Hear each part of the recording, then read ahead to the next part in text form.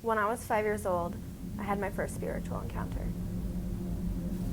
It was a Saturday afternoon, and we had just redecorated my room. My mom and I went to different garage sales to find really cute furniture.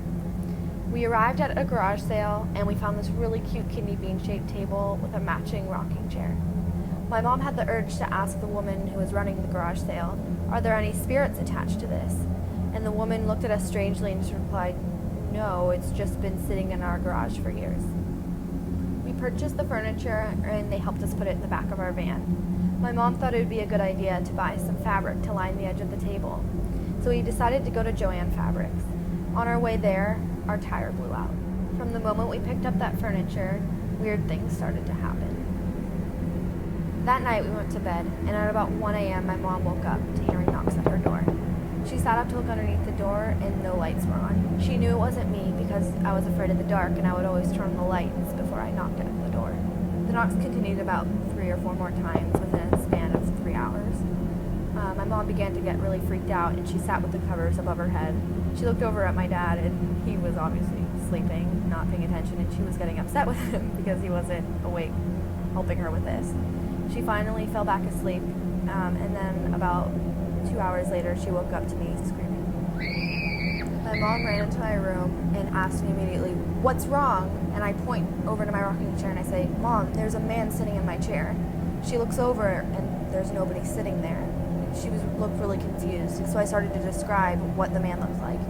He was a African-American man wearing an army green shirt, with black pants on with no shoes, just sitting in the rocking chair and rocking. It really freaked me out. My mom didn't want to tell me then because I was too scared, but later she told me that when she ran through my door, she felt as though she was walking through Jell-O. It almost felt like the spirit was passing right through her.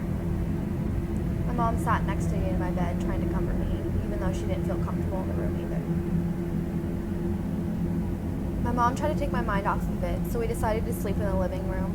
My mom took out a bunch of blankets and pillows, and we made hot chocolate. She was telling me really funny jokes just to try to make me happy and for me to forget about it. That morning, my mom woke up and frantically called my aunt.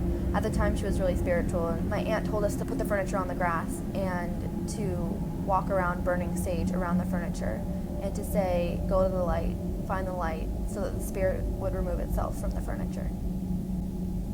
The next step in the process was to burn sage in the house and to cleanse the house. My aunt knew to use sage because she had read many books about spirits. That's the plant you use to get rid of them. So we walked around our house burning sage, and we started from the back corner of the house and continued saying, "Go to the light, find the light," and we ended at the front of our house, and that's how we cleansed our house. And after that, we didn't have any more spirits. I hesitate to tell people my story because they think I'm crazy, but I know what I saw, I know what happened, and that's what I believe in. I believe in spirits.